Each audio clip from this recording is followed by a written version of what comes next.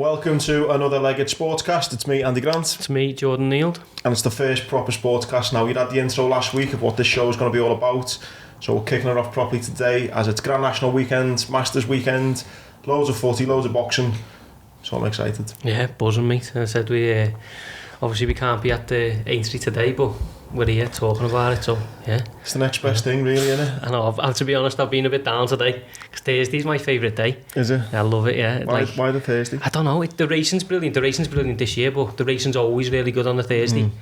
I go with my family on the Thursday. I don't know, I think it's the excitement, you know what I mean? The first day, obviously the Grand National's still to come and all that stuff. I just love it. It's become like a tradition and just snatched away. I just love everything about it, the racing, but just like having my suits lined up for each day and the breakfast you go beforehand and making a proper day of it. And I think that's why I love the Thursday, because it's the first one you get in the course. Do you know what I mean? It's not as busy as the Friday or the Saturday. Yeah, it's a bit more low key, and it's just one of them days you always look forward to. No, but next year, like I say, it is going to be a belter weekend of sport. It's been a good last week. Well, not if you're a Liverpool fan, I guess. Probably start with the boxing and. Mate, you banged it, the tipping again. Yeah, Heron. You called it? Yeah, it was a head over heart sort of thing for me, because I've loved Frampton all his career, really. I've actually been to a couple of his fights. I was at the Warrington fight, was at the Quigg fight. Never got to go to Belfast, which is one of the the biggest regrets for me, because his nights in Belfast, mate, they just look special. Yeah, so it was one of them where I thought Heron would win, probably wanted Frampton to win deep down, but his time was just up. It was a tough watch, really. Yeah. You know what, I didn't realise, I mean, I'm not a huge Frampton fan, I'll be honest, but I didn't realise how small he was. Yeah, I think that was the big red flag for me, because his career's been at 122, 126 mainly. That's where he was at his best. Then that was 130, so it's a bit of a red flag when a boxer starts going to an unnatural weight class. Yeah.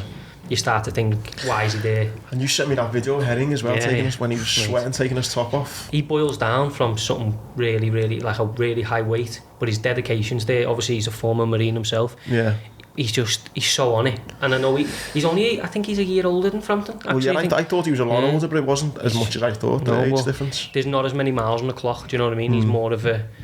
He's a very underrated fighter, to be honest, because I think sometimes his story goes before him. So like all week it's about his story and what he's been through, and no one really pays attention to how good he is. Yeah, and I was a bit the way you were kind of head over heart. I know Jamie Moore, Frampton's trainer, he's a super nice fella, Jamie Moore, so I wanted them to win for that, but then I had this kind of weird affiliation to him just because of what he's been through and stuff, and it was... Carl was lucky, well, not lucky, but it was good he had someone like Jamie Moore.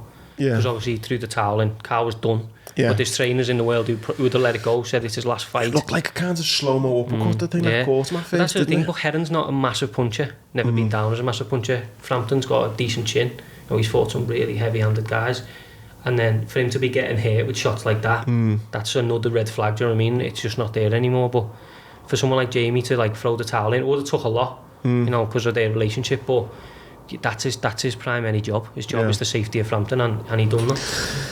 And he was nice as well at what he said at the end, wasn't he? Like, they're two fellas that every young boxer or everyone who loves sport look up to them. Do you know what I mean? There's enough knobs in sport. Yeah. And there's two classy guys there. Yeah, I had a big lump in my throat listening to Frampton at the end, and it was nice what got said. People don't really see the sacrifice to get to that level. Do you know what I mean? Like family wise. Yeah. He said himself, he's missed out on things in his kid's life. Yeah. With his wife. People don't see that, and they only see the night under the lights, but it takes much more than that. I was thinking about this, mate. There's very rare anyway, there's very few kind of, what's the word I'm for, like kind of like happy endings in boxing. Yeah. It's, very few go out at the top. You always either go out on a loss or you're over the hill. And the other thing about it is it forgets about you the next day. Yeah. The sport just rolls on. Like, I even seen people I respect, the day after Carl Frampton retired, the headlines like, who's Belfast's next biggest star? Who's going to sell out Belfast? Do you know what I mean? He's not even out the door. Not even taking a moment to just, reflect on what a great fighter he's been. Out, do you know what I mean? Before you start saying, because obviously there's Michael Conlon, there's people like that, who are obviously next in line, but that's sport, and boxing is unforgivable. They don't at least let him have his day in the sun, do you know what I mean? And for what he's given to the sport as well, we just talked about sacrifice. He's given everything, you know what I mean, since he was 7-8 years old. He's been through some real tough times as well, legal wise with former trainers and stuff like that. So as he said himself, like, it's been good to me, it's been bad to me. But hopefully he can sit in his nice big house and say, you know, I got out. Yeah, no, I enjoyed well, I didn't love watching it, but it was one of them, and I thought he was classy at the end. Herring, and is it Herring or Herring? Jamel Herring, yeah. Herring, is it? Mm-hmm. Yeah, he was classy at the end, and then midweek was Champions League, wasn't it? Yeah, another high for us Liverpool fans, yeah. I think we just said off air then, love Klopp, I'll never have a bad word said about him, but I think he did get it wrong there. Yeah, he did. I mean, that for me, that's our only thing we're fighting for. Do you know what I mean? What we do in the Premier League now, we might get fourth. We probably don't deserve it, but we might if things fall in our favour. But that was the big one. Do you know what I mean? Don't take a gamble in that game. And for example, I don't want to do this to Keita because everyone's sort of lambasted him for days, but he's not played at all, and when he has played, he's not set the world alight.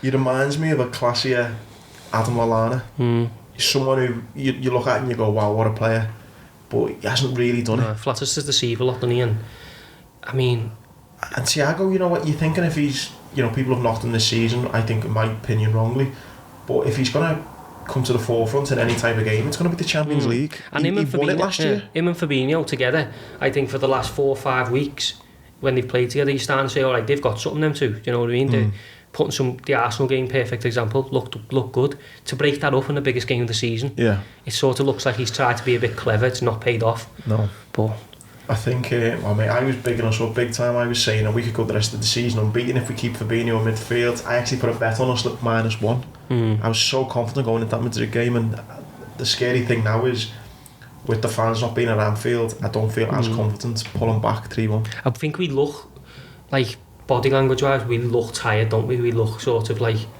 even people like, I think the biggest drop off this year has been Andy Robertson, and I love him. But you know, like, even his energy's not quite there. Yeah. Do you know what I mean? And going into that game, we're not sort of, I don't have that same feeling. I think we can do this, do you know what I mean? I'd love us to, but I just don't have it. I think both fullbacks, obviously Trent, I'm not even going to talk about all the fucking shit he's been getting, but I think both fullbacks, you can see it, but, and then I just come back to though, mate, as well. I mean, you're right in what you say about Robbo, but the whole kind of equilibrium of the whole thing is just gone. It's not just the fact that they've lost 2 centre-backs, it's the midfield. And yeah, I've never wanted Henderson in a game more than the other night.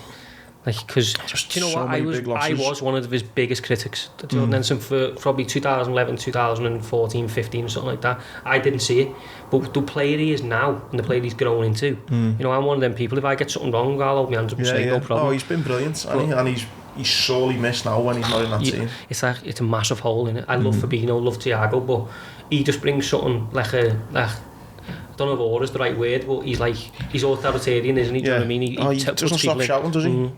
We missed that massively. Yeah, massively, and I think it's going to be tough now to bring it back. Fucking City spawned it as well, didn't they? That's terrible. Do you know what? Did you see the Jude Bellingham? Oh my god. He's a kid as well. He's like 17 or something. Do you know what I mean? Oh, he's young anyway. Yeah. And he's like to do that on the big stage, to go and score. He had a great game as well. Yeah, he played well. And you know, football's in a bad position now with stuff like that. One of the replays was just absolutely scandalous. I know the referees, but again, what's VAR getting used for if it's not that? And that's what I mean. Well, like, obviously not to bang on about the VAR stuff, but when we scored in the Liverpool game, to go back, I was watching it with my dad. When we scored that vital away goal, usually a jump up, go get in. My first instinct is, that's gone now. It's offside, and it's bad, but that's shite. But yeah, Dortmund were sort of put to the sword a little bit, but they're still in it. You know, they can always get a thing. I think the Haaland as well. You know, if he has a big game, you never know. I'm crying it in though. Yeah, they were 1-3 City. I know. And to think they only just scraped through. And the same last night, wasn't it? Like the Bayern PSG game, brilliant. But yeah, I had that completely wrong as well. I thought Bayern would win. PSG done well, and then I think Chelsea had through, aren't they? 2 away goals at Porto. That Mbappe, like the kid at PSG, he's just like, he's looking like the next generation of, you know, best player in the world, isn't he? And yeah, unreal. I think when you've got that, you know, you've always got a chance. Yeah. And I think going to Bayern, they had no fear, and they're probably one of the only teams in the world who go to Bayern and not fear it. You know what I mean? Yeah. They're such a well-oiled machine. Bayern. I'll just be gutted if it's a Man City Chelsea final. Fuck it. I don't know if we'll be able to go on oldie then, but I'm going. So yeah, it was Yeah, mixed. Well, it wasn't really mixed. It was just devastating. Yeah, from the highs and lows, like last year, to talking about footy's hard, innit? Yeah, proper hard. Let's move on. Yeah, let's move on to this weekend. Was the big one, mate, the Grand National? Yeah. So I had written down here the two big things I wanted to talk up was Hollow Ginge, which we've got the. So you got sent this from the Grand National? Yeah. So obviously he had an entry, so we got sent it.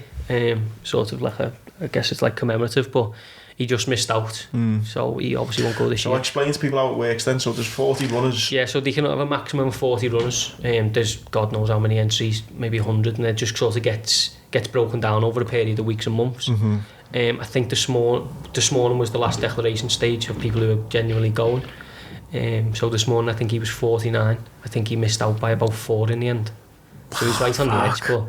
So we got to like 44. Yeah, I think I think only a couple came out. I think, us connected with it was hoping maybe, 5, 6 might come out, maybe 7, but I think only 1 or 2 came out. So he was there. He could have been a reserve, but. Well, the other one as well was the storyteller. Yeah, I didn't get declared. Yeah, that was that was my tip. I was going for my 2 tips have fucking both gone. So, you're not checking out like that. I know. Well. So yeah, I'm wounded about. You know what though as well? I'm thinking with the Hollow Ginge, I haven't spoken to your half on here. It would have been a bit bittersweet having him running and then not having. He would have hated it because I spoke to him the other day and he said, "I'm not going. Not even if he gets in, I'm not going." Do you know what I mean? The reason he's in horses is for he said himself for the party and the people, taking everyone with him. We've had some of the best days of our lives with Splash of Ginge, now Hollow Ginge, but. Hopefully he might run next week or a couple of weeks, and then next year hopefully we can get in the Grand National and we can all be there. Yeah, I was seeing a few of the lads. Mark Owens, one of the lads he listens. He said he'd done Hollow Ginge on the back of the last podcast as well. So there'll be a few people who've jumped on it. Like, I know you talk about talking things into existence, but he will win it one day. Oh mate, I've got no doubt. No doubt. We just got to be there. Mate, with the National, I think as well, just one thing to touch on because people listening might not understand. Is the difference between the sports book or the your Bet365 whatever and the exchanges. Yeah. So we'll just quickly give a little explanation on this. So how I've been taught, you might have a better explanation, is like a Bet365 a la Brooks William Hill, the bookie sets the price of say 5 to 1, you put £1 on to win 5. If it wins you get your £5 plus your £1 back, 6. If you lose your £1, whatever, to the bookie. The exchanges work in a sense, it's almost 3 parties. So you, another gambler, will set a price rather than 5 to 1. You might say 10 to 1. Yeah. So I think, great, I'll put my £1 on, and you put the potential £10 up you give me. And where the exchanges come in is someone will then look after that, say £11. Yeah. And then whoever wins gets given it minus a commission. Yeah. So the exchanges basically gives the punters the right to change, to put the odds at whatever they want. Yeah. I think you've summed it up perfectly. It's a bit like, your sort of trading platform sort of things. And obviously there's the laying aspect of it where, if you don't fancy something that a lot of people do, you can lay it at a bigger price than the bookies will, and you don't make your money that way. But yeah, it's more obviously for like people who are deeper into gambling or have a deeper understanding. But it's definitely a way that you can have more flexibility. You're not bound to the chains of take your 5 to 1 and be happy with it. Yeah, do you know what I mean? I think from obviously we're both really interested in gambling. I think anyone who I've spoke to who's made a living out of gambling, it's through the exchanges. It's not through doing your 5s on your 15-fold accumulators. It's through the trading. Yeah, you need the flexibility, and a lot of people who get a long way in gambling, or they have a strategy, it's based on their own knowledge, so they can see gaps where maybe they think the bookies have got it wrong, so then that's where the laying comes in, and they say there's a gap there, they've got that wrong, I can come in and make so for example, that's a great point. If you're looking at a horse, maybe say like the Gold Cup, like a really big race where everyone's hammering a favourite, and you're looking at it going, no, that's not going to win for that price. You might then choose to lay it. Yeah, you essentially take the rest of the field against that. So laying it means, you will say basically that horse will not win. So if any other horse wins, you will then win. So yeah, when you're there backing and laying, or when me and you'll no doubt talk about it, that's what that means. I think it's you're right to bring it up to obviously give people. I think over the next few weeks maybe try and incorporate that a bit more. And sort of look. Well, the reason I think it was big was because I backed Hollow Ginge and the Storyteller on the exchanges. Now beforehand you could get, it was I think he was I got 22 to 1 on the exchanges, and he was only, I think, 15s on the sportsbook, so you can get a much bigger price. Same with Hollow Ginge, I'd got about 500 to 1. I think something crazy like that, where he would have only been 100 to 1. Yeah. So if you do like having a bet, it is worth looking at the exchanges. Yeah, and there's not just, Betfair's the biggest one, but there's a couple of now markets and exchanges that are being created. Yeah. So it's becoming, obviously, it's expanding. People are getting their understanding a lot deeper. So yeah, it's definitely something to read up on or get involved with. So as my 2 picks for the national, I've gone fucking down to Swanee. Who are we going for?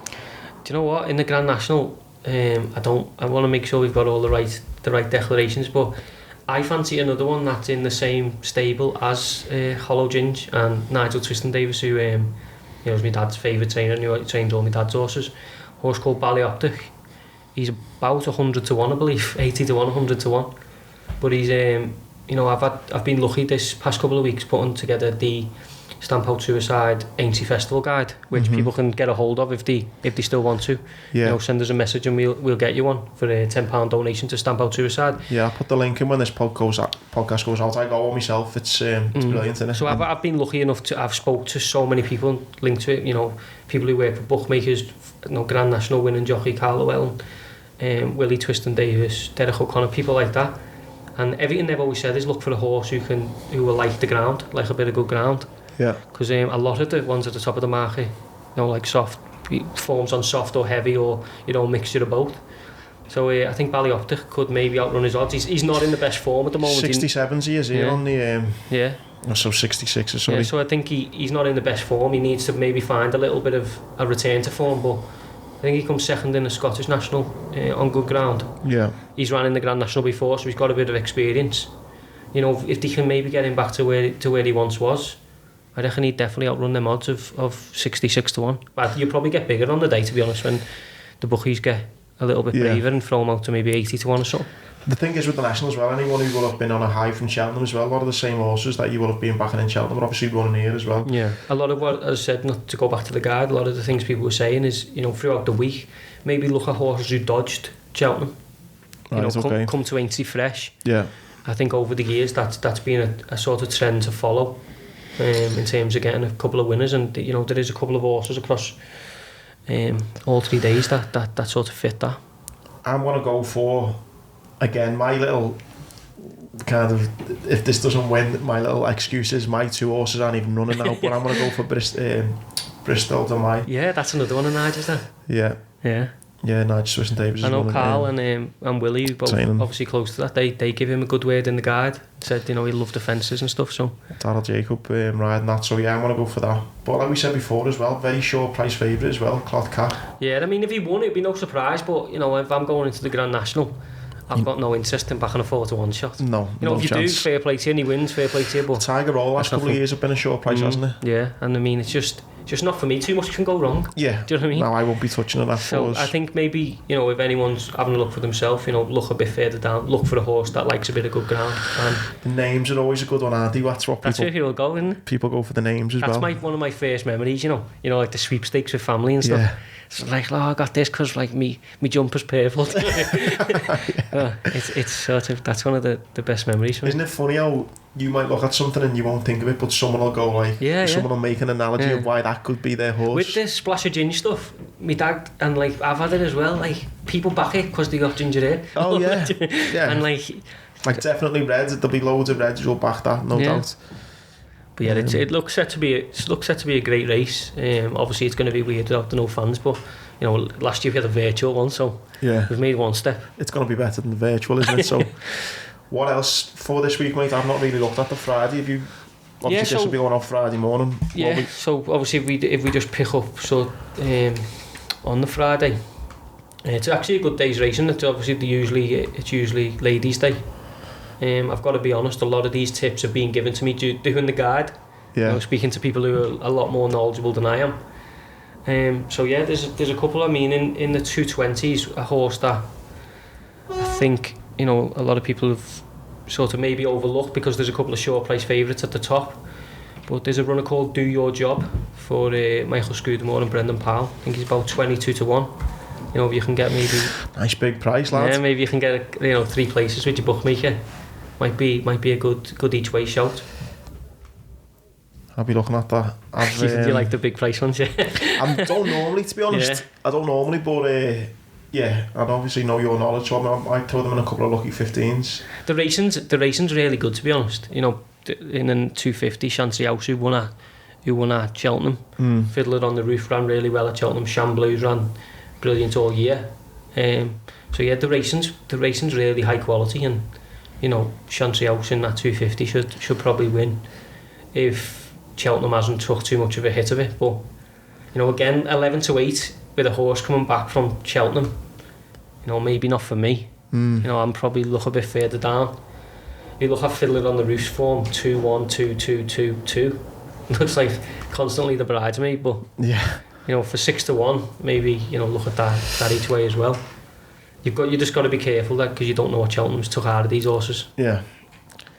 The thing is as well, what I'm just thinking as well, normally when I'm actually going, you forget that's a such good quality racing, isn't it? Mate, it's brilliant, yeah. I've normally done my normal kind of routine is I will have done all my studying on like the Tuesday and Wednesday. All my bets are put on, and when I'm at the racecourse, the only bets I do, I only just do 10 at a race, 5 at a 10 race, and just do a forecast. Yeah. So again, anyone who doesn't know what a forecast is you're picking the first to beat the second. So I'll have all my bets, trebles, fourfold yanks, all that on, and then I can just kind of relax then a bit and just barely see an horse, just barely, stay by the bar. Stay by the bar, but you know, you've done your kind of proper thinking, your proper studying. Yeah.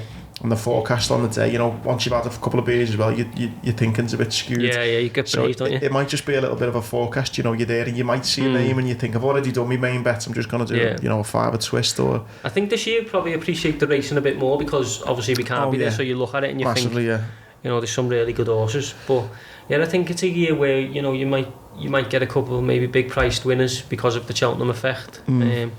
So yeah, I think if anyone's obviously looking for a bet, maybe, you know, don't take the obvious one at the front, you know, saying this now, every favourite will win, but like maybe, you know, have a little look down, you know. Yeah.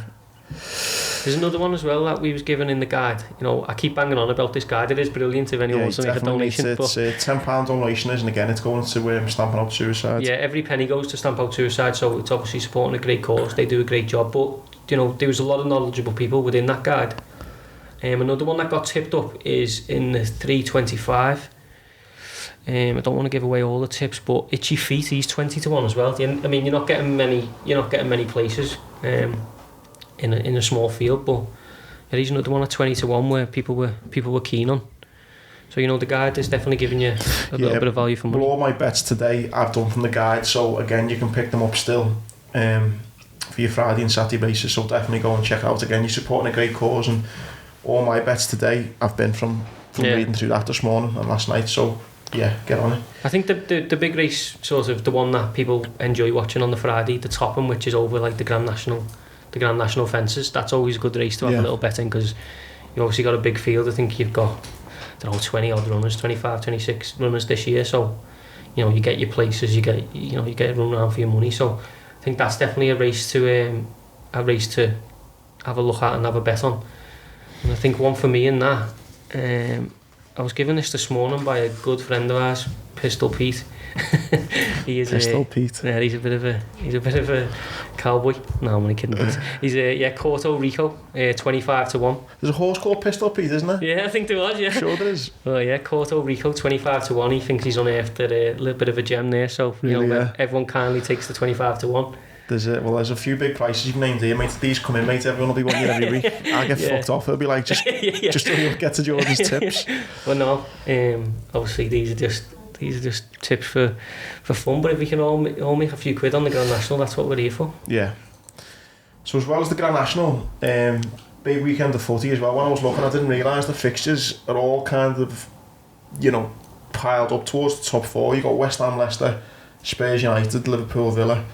You know, you talk about Villa are still in with a chance if they win the game. Crazy, isn't it? You'd never give them a sort of shout at the start of the season, but it just hasn't been a normal year, has it? No. It's been crazy, and I think that top four race now, obviously City look to have, well, they've got it in the bag, home and dry, so that top four race is the one. I think, you know, Spurs can open it up a little bit there if they can beat United. Obviously United will lose ground and Spurs will jump up a bit. I think the big one is West Ham and Leicester. I think if West Ham can beat Leicester, people will start questioning Leicester whether they've got the the stamina to stick with it. 'Cause last season he dropped out, didn't he? I think that's obviously he did a good job for us for a couple of years and then it faded, but I think Brendan Rodgers' teams always get angled with that, don't they? They can be rattled a little bit. Yeah. That's probably because of us in that year, isn't it? But I wouldn't, I think there's still a lot to play for in that top 4 race. I think everyone's going to drop points. I don't think anyone in there is good enough at the minute to put. I was looking at the betting, which surprised me. You need to put like 6-7 games together to keep yourself, Liverpool, weirdly, are still just short of evens to make the top 4, which I thought was mad. Yeah, you want a bigger price than that with us, because we just can't. So, yeah. We've been built on consistency, haven't we, for so many years now, and we just cannot put. We just can't put any consistency together, and I think that whoever ends up with in the top 4 places will be the ones that can maybe put a little run together. Yeah. I thought that was mad. I think if Liverpool can beat Villa, which I think they will, I think that should be Villa, hopefully, out that equation.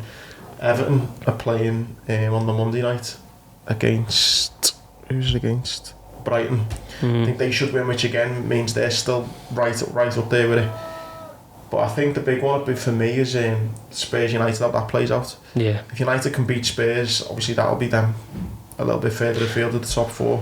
Yeah, I think them games, that's going to be a game where no one wants to lose. No one sort of, obviously they don't want to lose, but they'll take very few chances. I don't know what price the draw is, but funnily enough, I know we're going to do our little tipping competition at the end. One of the best bets I've ever got in was tipping up 4 draws. It was a Sunday afternoon. It was the Merseyside derby, the Newcastle Sunderland derby, the Villa Birmingham derby, and Man United Tottenham. They were the 4 games on a Sunday. Yeah. It was like 12 o'clock kick-off, 2 o'clock, 3 o'clock and 4. Anyway, I threw 20 quid on the 4 draws. It pays about 100 to 1 and come in. Now and again, if you're trying to pick out 4 draws, it's the bet that I do. And I think this weekend you've got West Ham Leicester. I could see that being a draw. Spurs United, draw.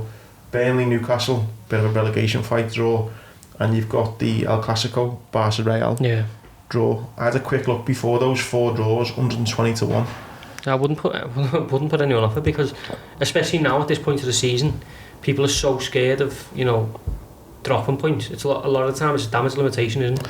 Well, like you say, it's going to be such a nervous game that the Champions League's a big deal. It is. It's getting down to the Leicester game, West Ham, and ordinarily you'd think last 10 minutes it's 0-0. Leicester will go on and push. Yeah. Will Rodgers want to be committing too many forward, knowing what's happened? It's got to be in the back of his head that they've tapered off the last couple of seasons. I think financially it's so big now, isn't it? It's huge, yeah. It's not so much for the glory anymore. No. It's more like, if you get in the Champions League, if a team like West Ham get in the Champions League, the money it's huge. It's like, which I'd hate, by the way. Build a statue of David Moyes. God, not so much for the David Moyes thing. I hate that Karen Brady. Oh yeah, don't like her for some reason. She wants the null and void, didn't she, last season? Mm. Ever since then, she can get to fuck. I don't like her. Yeah, it's for someone like that, it obviously turn the fortunes of the club around, but it'd be massive, and that's why I think there's possibly a few draws coming up this weekend. I think the Burnley Newcastle a relegation fight. Them two are just above the relegation zone, but. They're both not going to be wanting to lose that game. No, and I think, as you say before, the top 4 and the relegation thing's probably the only thing left in the league to watch. And the relegation one's been an interesting one. Obviously, I didn't see Sheffield United being where they are. Not that drop off. They're one of the best teams last season, weren't they? Performance, you knew you were getting just a kind of steady Eddie performance. I don't know what's that. Something's got to have gone on, like behind closed doors for me, because they signed that kid from us, Brewster, barely played. Do you know what I mean? And obviously that Chris Wilder was a hero there, probably still is, but for him to then get ushered out, obviously the results. It's really sad when you see that, when you see a manager bring up a team, do okay. And I was waxing lyrical last year. I was like, he's a great manager. I love the way he talks. He done an interview after Liverpool beat them, and it was great interview. He's like a breath of fresh air. Yeah, just so honest, wasn't he? And we get so much shit, don't we now? Like with the media interviews, even the players, you know what they're going to say, you might as well not even watch. Yeah. So to watch someone be a normal person and say like, no, we weren't good enough today, like that just is what it is. Yeah. Rather than the usual spiel. I think that was 100% agree. Yeah, 100% agree. There are so many players where you just know they've been told by the press officer what to say. And I don't even watch them anymore. No. I mean Klopp's maybe got a little bit of it where he will speak his mind from time to time, but it's like They're like robots, aren't they now? My mate, he worked at the academy. He used to be a translator for the players, and he taught Suarez how to basically answer any interview by not actually answering the question. So Louis, you scored a goal today, how do you feel? Oh, it was all about the team. Yeah, okay, great. That's it, what do you think about your yellow card that you got? Shouldn't have done what I done, it was just about the team. Just fuck off. Someone would say, I'm boss, aren't I? Yeah. I've actually ripped it apart today, haven't I? But it's one of them. It's. I mean, we touched on it before, but footy's in a bit of a dangerous position, I think. With obviously there's a little bit of entertainment this weekend and stuff with the Champions League and the business end, but it's gonna. I know what you mean. It's gonna, especially if Liverpool go out the Champions League, which I think is a good possibility. You're gonna have City have got the Premier League wrapped up, haven't they? It'll be them for the Champions League, City and Chelsea, which are probably not the most liked clubs anyway. No. Not in this part of the world. Not in this part of the world, no. And then with the footy, it's hard to get excited about a top 4 finish. Yeah, it is. And not a big piece of silverware. Because I remember a few years ago, I think we beat Middlesbrough at home the last day and we got top 4. Was it? And I was made up. Yeah. But now, obviously, where we've been, you're sort of coming the opposite way from it, aren't you? But yeah, you know what? I still think we'll get top 4. I do think we'll get top 4. I did think we'd win the Champions League though, so take that with a pinch of salt. Yeah, but I think obviously this team's overachieving this year. I think Everton were overachieving for a long time. They've obviously had a little drop off now. They've got a chance with the top 4. They beat Burnley. Brighton. They're actually above Liverpool. So they got the fundamentals to have a good few years. Everton, obviously, I said to my brother, who's a big Everton fan, if Ancelotti can't get it right, you might as well turn the lights off. He's the one who's, if they're going to ever get it right, he's the one who's going to get it right. Such a big scoop for them getting Ancelotti, and fair play to them for getting them. By the way, he's definitely improved. So they've got the fundamentals to have a big big couple of years. You don't know whether West Ham might be a flash in the pan and maybe go back to what they were next year, and things go to normal. But it's not been a normal season. You talk about the money, like if Everton get that Champions League money, and they invest it. Ancelotti's got that ability to bring in big players because of who he is, so it's going to be interesting. I'm not that excited, I'll be honest about it, but I'm not myself, but there is a part of me that I hate the old top 4 thing. There's no, it's like no one can break it, you know what I mean? I mean Tottenham and them, they sometimes go 5th, 6th, even Arsenal dropped out a bit now, but I think for the future of the game, if there was 7-8 teams every year where it was just really competitive. No, I agree. That's where footy needs to be, I think. Yeah, you'd hate it if Man City, which looks like they're going to just win the league most seasons. It's nice to have that, us last season. Hopefully, not hopefully, but United getting a bit closer this season to them. And again, with the top 4, it used to just be so regimented, didn't it? Now Leicester and West Ham, possibly Everton breaking into it. I get jealous of the stories from years ago with Liverpool and Everton as well. My half-fully tells them when people and they're like cup finals and all going for the league together. More than both of them, first and second. Exactly. I'd even take letting them win it a couple of years if you knew, over 10 years maybe we were going to win, eight of them, say, give them a couple. But I'd love to have 2 Merseyside clubs go, and I'm not bitter in any sense. No, not towards them. And yet the El Clasico, Madrid-Barca, I think that'll be a draw. I think they've both been so inconsistent. They won't want to lose ground on Atletico. I think Atletico were on 66 points, I think it was. Yeah, 66, Barca on 65, Real 63. Barca sold Suarez to Atletico as well, didn't they? Yeah. Well, got He's been ripping it this season for them as well. Yeah, I think that's again, to be honest, that game's not as big as it once was, the Clasico. Even the Madrid game against Liverpool the other night, there was a couple of players I was like, who are you? No, you know what I mean? And that was never the way with Madrid, especially the Galactico. Yeah. The Galactico generation, but... Yeah, so I think a draw, mate. That'd be my little footy thing, that the 100-1 4 draws. The footy, I make boxing as well. Yeah. Your man Ben's fighting. I was looking at it before, mate. I didn't realise how good his record was. 17 fights, 17 wins. Yeah, has he got 11 KOs? 11 KOs, mate, he's a vet. Ben is one of these fighters, he's the next pay-per-view star, in my opinion, in the UK. Would you agree? I'd say he's gone under the radar a little bit. But I think that's protection because of who he is. Okay. With the Nigel Benn thing, he's been brought along sort of slowly. There's Samuel Vargas, he's been beat 6 times, I think, but his 3 stoppage defeats were Danny Garcia, Errol Spence, Virgil Ortiz Jr. Virgil Ortiz Jr. is probably the premium welterweight prospect in the world. Took him 7 rounds to stop him. Conor Benn's not at that level yet, but I think it's It's going to be a tough fight then for Ben. Yeah, it's one of them. Like, I think it's scheduled for 10 rounds as well, which caught me by surprise. Yeah. Vargas is he's never going to be a world champion, but he's been around. Do you know what I mean? He's not going to be phased. He will he's fought in these bubbles before he knows what to expect, and I think it's a fight where we can just keep building Ben a little bit. I think he talks the talk. He walks the walk. His interviews are brilliant. Well, that's what I mean. He kind of he's gone like not mainstream, but if you kind of go out and you do search for him on YouTube and you see clips of him, he's like a likeable guy. Oh, like I think, I want to back him. He's we were talking about honesty before in interviews in football. If you watch his interviews, he says stuff like, "Me for pro debut, I was scared. After it, I thought, get me out of here. I'm not fighting again. This is not for me." He's quite open with his vulnerabilities in that sense, in terms of comparing himself to his dad. Thinking he'll never eclipse his dad, stuff like that. He's really honest about it. He's hard not to like, even though there's a big percentage of people who don't like him. But why don't people like him? It's the same with anything, isn't it? When you get to a certain level, you could be doing anything good, or you could be progressing. Someone's going to hate you, aren't they? Or someone's going to say you're crap, or you're just there because of your dad, or whatever. Yeah. And so I think he's always going to have that. Same way Campbell Atten's always going to have that, but he's sort of making a name for him. I know Eddie rates him really highly. He wants him to be the next pay-per-view star, the next fighter selling out the O2, and I think he can do it. And Vargas, he's one of them. He seems to have been around forever, doesn't he? Yeah, he's only 31, I think. Made his debut 2010. Yeah, but he's had some tough fights, but he got 262 pro rounds compared to Ben's 67. Yeah, you can even see his face, like the scar tissue. He's like, he's been around, he's seen it, he's done it. I said he got stopped by Virgil Ortiz last time, but Virgil Ortiz and another lad who's fighting this weekend, Jerron Ennis, they're the two in the welterweight division, they're the future, and he stopped them in 7, but he was on his feet, he got stopped sort of mercifully by the ref, and I'm not sure Conor Ben's anywhere near that level yet, so it's going to be a good test. I expect Ben to come through, but I don't expect him to blow him out. What's your tip for? What are you going for? So I'm going to keep my little tip for that little conversation, but yeah, I think it goes the distance. To be honest, if the ref stepped in at round 8, round 9, would I be surprised? Probably not.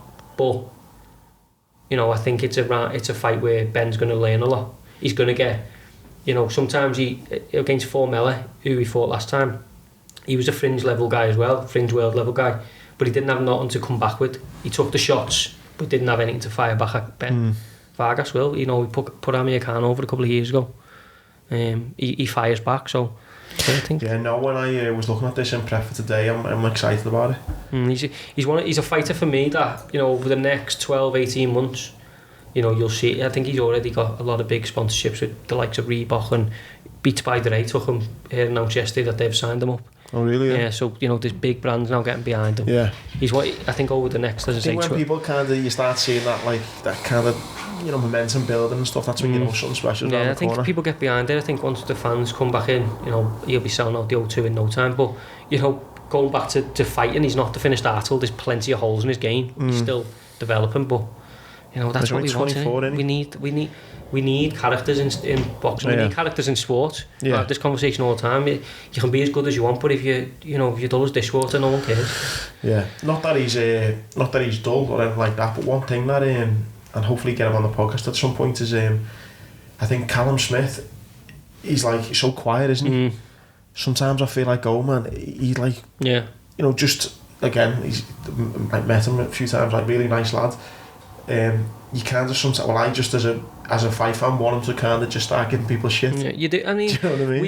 we all sort of, when it happens, we're like, oh, it's terrible. But if you look throughout history, any fighter that gets paid, Callum's done well for himself because of that tournament. But any fighter who gets paid the big money or is in a big fight talks as well as fights. Yeah. And that's just a fact of life. Bellew got the thing with the Rocky movie because of a press conference where he come in and he did shout and it was a bit cringy, but you've got to do it. You've got to sell the fight because if no one cares, it doesn't matter. You can be as good as you want, but no one cares. You look at Conor McGregor, what he's done. I don't agree with everything that he's done, but he's fucking made it work for him, hasn't he? Indeed. Floyd Mayweather was the one for me where he come through and we used to say like he used to just give people hell, didn't he? But so we're sort of seeing the Floyd Mayweather generation now.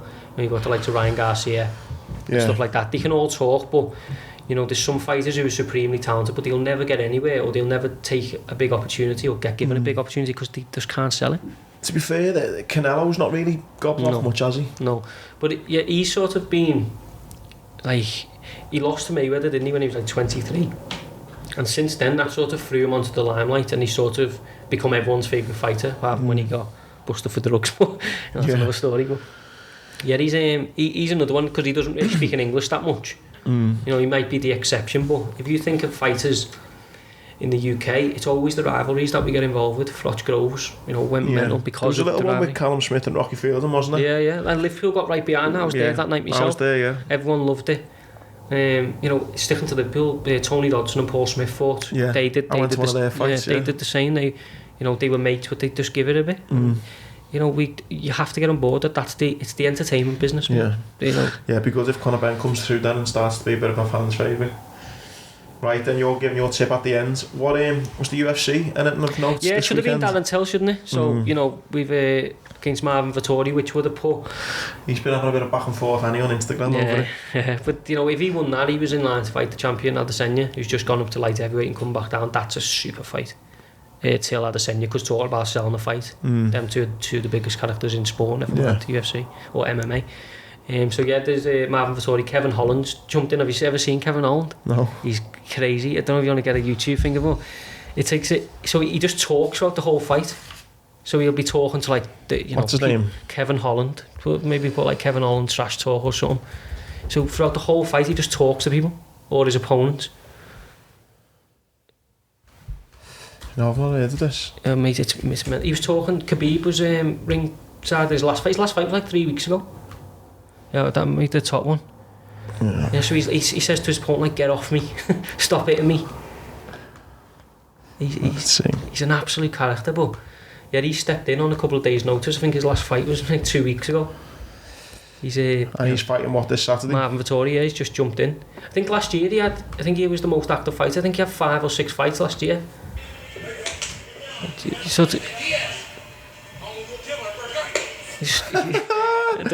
all the way for every fight, and it's like a natural thing. It's not something he's playing. Like, he just starts talking to everyone around the ring. Oh my god, that's mad. That'd be putting me off. That if I was fighting against him. It's crazy. I think a bit further in the video, he's on his back. He asked him who he sparred. Yeah, and he's on his back and he's getting hit with punches, and he's like, stop hitting me. But he's absolutely brilliant TV. Like, if you wanna. You're looking for... It's on at... that's brilliant, that. I think that's the one where he's on his back, yeah?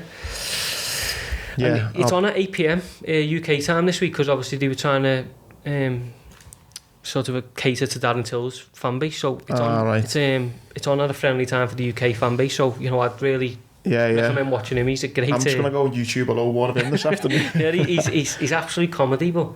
there's a couple of good fights on the card. The co-main event, Arnold Allen, Sadiq Yusuf, 2 really good lads. That should be a really good fight. So yeah, I think with it being on, sometimes the UFC is on at 3 in the morning. So unless you're a hardcore and you love it, you're not going to sit up. But, no. You know, with it being 8 o'clock UK time, BT Sport, I think it's definitely something people should watch. Just even for Kevin Holland, because he's nuts. Yeah, I'll be watching that for that. Hopefully as well, Till's injury isn't too. Yeah, they say it's broken collarbone. You just don't know. Not going to be a bad one, can it? Yeah, I think it's more, you know, I've had a friend who done it when we played footy, and he'd done it, and I think he come back within the first game, about 20 minutes, which went again. It's such a delicate bone, you know what I mean? So, you know, hopefully he come back, because Darren Till's flying the flag, isn't he, for Liverpool, for the UK. Obviously we've got Paddy coming through now, and obviously Molly and people like that, but yeah, we need him back, really. Yeah. Because we need that UFC to come to Anfield one way or another. Oh mate, how good's that be? I think Paddy can, you know, if he can...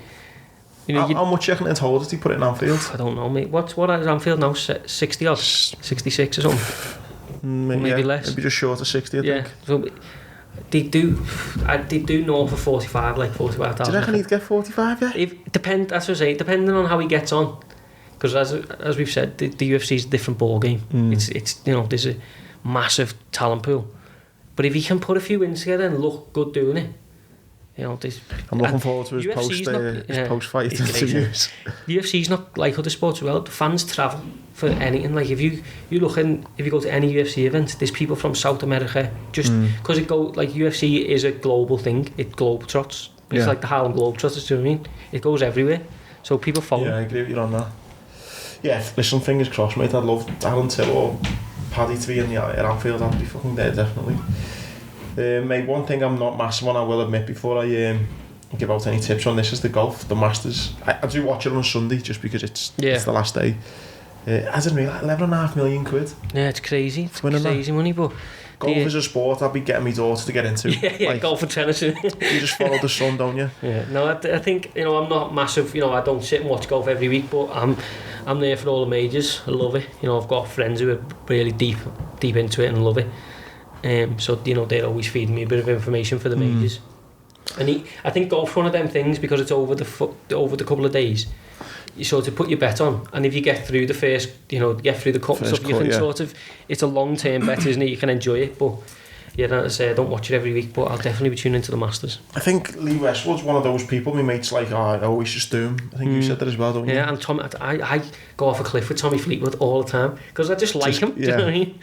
So I think he's about 50 to 1 this weekend. From my limited knowledge as well, I had a little look on some previews and stuff. They've gone for Patrick Cantley, is it? Yeah. A good each way bet, and John Ram. Yeah. People I've spoke to, I know Jordan Spieth, he won his first event for a while recently, so you know, I think he's coming into it with a bit of confidence. 14 years, yeah. Yeah, so one of my friends, he's mad into it, and he told me, you know, that's the sort of play for him. But the thing is, you're getting good prices on them all, aren't you? So good. And I think a lot of the bookies will pay 10 places or something like that. So 10, yeah. You know, I think Rory McIlroy, although he's not in the greatest form, I think he's around 25 to 1, is he? So you know, Rory's always someone you might want to take a look at. But yeah, 12-20 is. Is he? Yeah. Yeah. But he's I think Rory's obviously someone. He's another one. People follow him off a cliff, don't they? Yeah. He just transcends to sort of people's interest. But yeah, I'm not I can't play golf great, but yeah, I do love the top level. Yeah, no, I'll be watching it on the Sunday with me little each ways. Mate, anything else you want to touch on? I think we've covered everything. Obviously, the Grand National's the big one this weekend. You know, we'll all be sitting around watching that. Yeah. I think it's the right way to finish. Obviously, we've got our little tipping competition still to come, but yeah, I think mate, we're going to have all the family round and all that watching it. You're having a little. Yeah, you know, I said, you know, as soon as the Grand National comes on, I don't know why I'm just falling into that holiday mode. You know, like 9 o'clock in the morning, you're like, I'll go have a beer. Yeah. But it's one of them for me. You know, I'll be enjoying it all day, all weekend probably. Same. But yeah, it's just gutted they can't be there. But I'm really looking forward to it actually, especially with the. You know, the work we've done and the people I've spoke to, you know, if we can get a couple of winners across the 3 days, it's great, isn't it? Yeah, no, 100%. Mate, this tipping competition then, so me and Jordan are going to be doing this, giving out tips. We're going to be doing our own tips, and we'll do a little treble for people to have a go at. You want to have a forfeit? Well, my idea is I think we should go, you know, monthly basis. Okay. You know, we go one head-to-head, one bet. Maybe, you know, set it as over even, so we're not, you know, tipping up 1 to 5 shots. Yeah. Just to get by. And then, you know, 2 points for a win, 0 for a loss, obviously, and then. So are we going for the? It doesn't matter on the odds now. Is it who gets the biggest? Yeah. So I reckon we just go, you know, a bet across any sport. Me versus you. Obviously, as long as it's over evens, comes in, you get 2 points. If it loses, you get. So it doesn't matter if it comes in at 100 to 1 or 3 to 1. No, just go for it. Oh. Okay. And then, you know, hopefully the people who are listening or watching can maybe suggest a couple of forfeits at the end of every month. So every 4 weeks, then okay. Tally up, and then obviously we'll run a little picture on social media and stuff to keep track. And you know. Okay. Well, for my, do you want to go first or am I? Yeah. Well, you know, we touched on it, but. I'm going to go Conor Ben points 6 to 4, I think it is. Okay. To come in, so I'm hoping you're not going to tip up 100 to 1 shot here. No, I'm going to go for a bit of a bigger price than yours. 7 to 2 mark. Liverpool on the handicap -2. Okay. I think, they didn't play well midweek, but I think it puts more emphasis now on getting top 4. Yeah, definitely. I think that at home, that home record needs to change quick. Playing against a side who they should blow them away ordinarily. So yeah, I'm going to go for the -2, which is 7 to 2. Yeah, no worries. So obviously we start here, and then by the end of the month, one of us will be doing something good. I don't know whether to let people decide. I know, I was going to say that. I don't know how far it could go, do you? It could be dangerous. But yeah, if we throw a few suggestions in to see what you can do, and you know, maybe do it on camera it was legal. Off camera it's not. Yeah, Pret and water maybe needed. Yeah. And for a little treble then, shall we throw both of our bets in and then pick one between us? Yeah, I reckon we obviously, so we've got Conor Ben points, your handicap bet, and then one for the national maybe. Yeah, maybe side with. I don't want to do this. The favourite, no one should ever be 4-1 for the Grand National. No, we're not touching the favourite. No. Well, my two. Who did you go for before in the national? Ballyoptic 80-1. So maybe let's leave that one out as well. Bristol de Mai, do you fancy? No. Yes, let's throw Bristol de Mai in there. Yeah, because that's a bit of loyalty to Twiston Davis. To get a place. Yeah. What is he to get a place? I'll just check now. So have you got a betting calculator on your phone there, have you? Yeah, give me a minute. I'm going to work out the price of this treble. Right, so Aintree. Got Bristol de Mai there, he's around about 25-1. Is he? Yeah. Oh, yeah, so what is he to get a place? Just find out. So yours was 6-4, was it? Yeah. If you want to get it up, so 6-4. 7-2. And then Bristol de Mai to get a place. Just go top 4 because I think most people are playing 4, aren't they? Yeah, I think that treble's got a shout.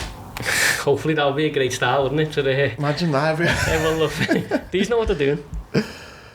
Yeah, I can't get it on here. Can you get it on Betfair? Yeah, I think Bristol de Mai. He's a horse. He's won a lot of money. Bristol de Mai.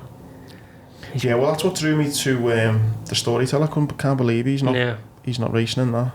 Yeah, I think obviously Nigel Twiston Davis. He's sort of close with our horses, and I think Bristol de Mai's long been the sort of the premium horse there. Obviously, always running at the big meetings. Always won a lot of. He's like a course specialist at Haydock. Yeah, he wins at Haydock every year. Right, I can't find the odds for it to be placed. We'll put it in anyway. Yeah, what we can do, put it up on the. We'll put it on the thing. So we're going for Bristol de Mai to get a place. Ben on points. Yeah, and your minus. And Liverpool -2. Yeah, I reckon we should get some nice odds like that. I think we put up obviously a little thing on social media, and we'll hopefully comes in. Yeah, mate, I'm looking forward to it. It's like I say, not what we both. I'd rather be on a pint with you. Oh no, mate. This morning, like I was said to you earlier, this morning was bad for me because like you just wake up, don't you, and like for 5 seconds it's still happening. Treat myself to a bloody eggs Benedict or something.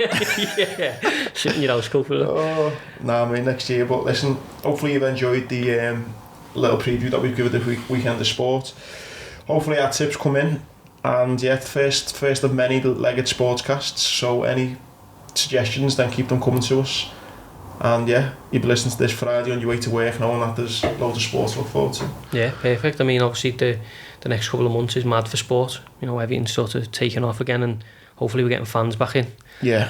So yeah, just and last plug as well for the Stamp Out Suicide program. Yeah, of course. Yeah, we'll put a link in that. Yeah, if anyone obviously they'll miss the Thursday tips and the breakdowns, but still there for Friday and for Saturday, obviously the big one. So if anyone would like it, it's a £10 donation to Stamp Out Suicide, and you get the guide straight away. But yeah, we just want to raise as much money and as much awareness as possible. Perfect. Good note to end on. Follow, subscribe, tell your mates about it. A nice one for listening.